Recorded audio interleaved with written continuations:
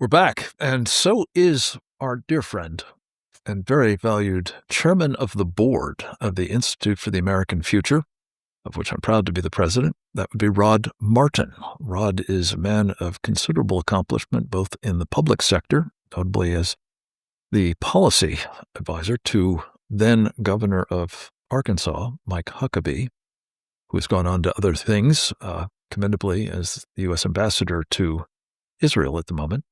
Rod has also been wildly successful in business. He was one of the PayPal mafia at the founding of that epic enterprise.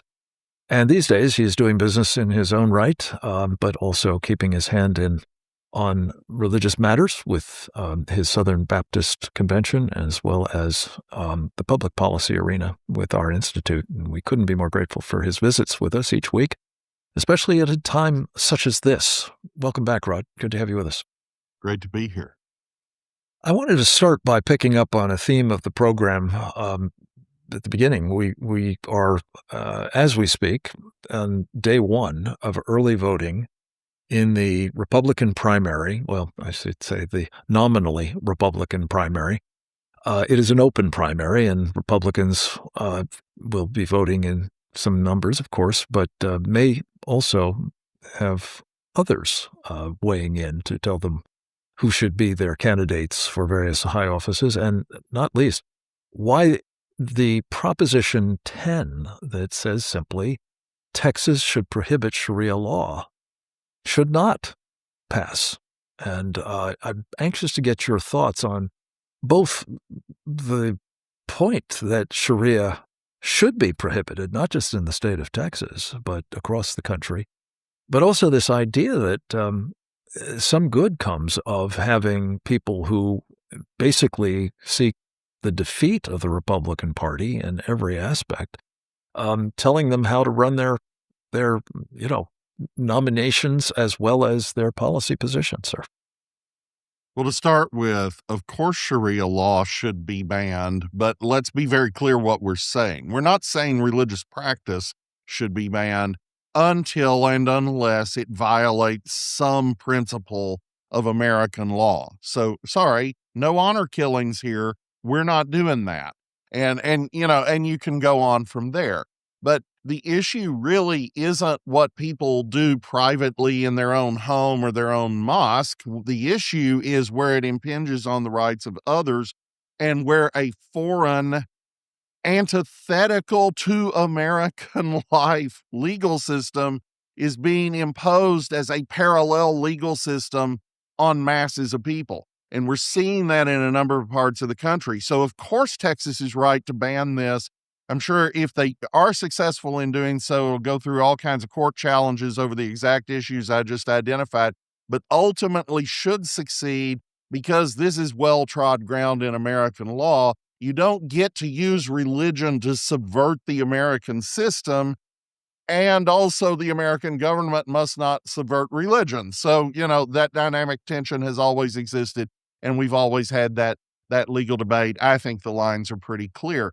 The problem Could I just say on this point, because I want to hear what you have to say on the other, of course, but on this point, Rod, I think an emphasis that we've been making here in Texas, trying to help people understand what Sharia is and why it should be banned, is that it's not a religion.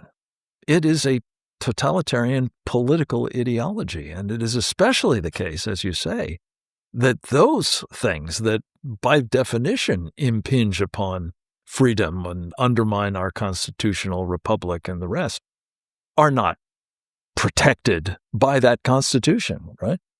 No, and if we had a Christian denomination that wanted to impose some crazy belief, okay, we're going to execute everyone who didn't come from such and such country.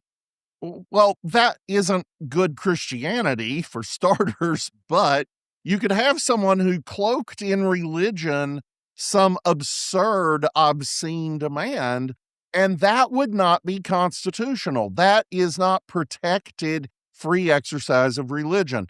And that's what Sharia is. Sharia, as long as it's your private moral code that does not impinge on the rights of other human beings, so be it. And you can believe what you want, and you can talk about it, and you can try to persuade everybody to agree to it. All of that is fine. But what you can't do is impose a legal code that is absolutely antithetical to the idea of America and force people under its yoke. That's what they're trying to do. That's what they're trying to do in Detroit and Dearborn and Minneapolis and lots of parts of the country now. And it's just somebody's got to draw a line, call a halt. That's what the Texas Republicans are trying to do. Amen, and need to. So, Rod, you've had a background, as I mentioned, in politics. Talk to me about this idea that open primaries is the way to run a political party in this country. Well, I've been very active in politics. I was on the College Republican National Committee. I was one of the youngest ever members of the Executive Committee of the Republican Party of Arkansas. I've been president of the National Federation of Republican Assemblies, done a bunch of stuff. And in all of those cases, we keep coming back to the same problem our Texas friends are having, which is the scourge of open primaries. There's always some Democrat wanting to have open primaries so that they can flood Democrat activists into the Republican primary and pick our nominee for us. It is every bit as corrupt in principle, not necessarily in intent all the time. Greg Abbott is for open primaries. I can't imagine why he would be for open primaries, but I'm sure it's a good faith argument, just mistaken. Nevertheless, this is an old argument we've been having my whole lifetime, and I've always been on the side of I don't want a bunch of Muslims coming to my church and voting for my pastor. They wouldn't want a bunch of Baptists coming to their mosque and voting for their imam. Why would I want a bunch of Democrats and independents coming into my party primary and picking my candidates? Yeah. Let alone jihadists, which is what I think are going to be turning out in sizable numbers here. That's the thing that's really chilling. And Rod, I guess we understand why those guys would want to have a vote in the Republican primary, but what the Republicans would see in that, I just can't figure. We'll be talking more about all of this on the other side of a very short break with the great Rod Martin. Follow his great work at Rod Martin Reports, rodmartin.org. We'll be right back.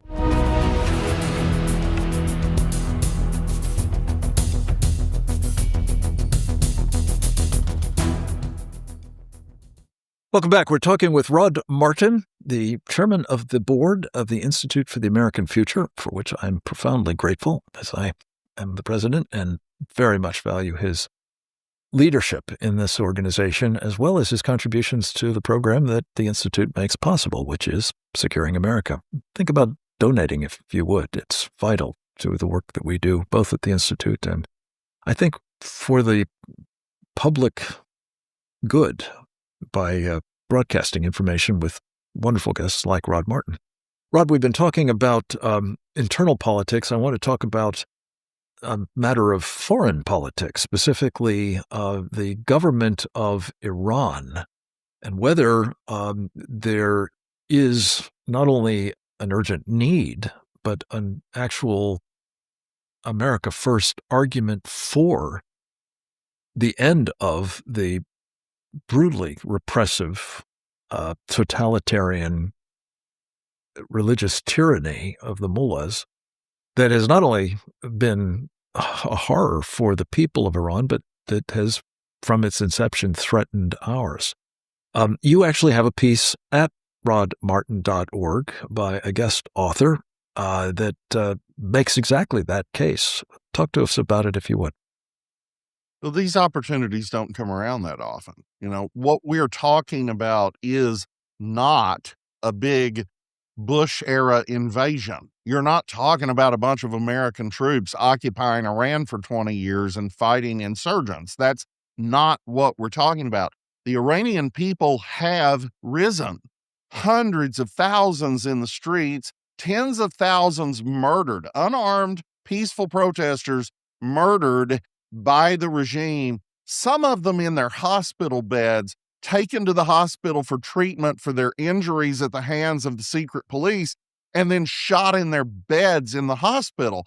This is horrifying. These people who run Iran are and always have been the worst of the worst for 47 years, and they have been a scourge on the earth.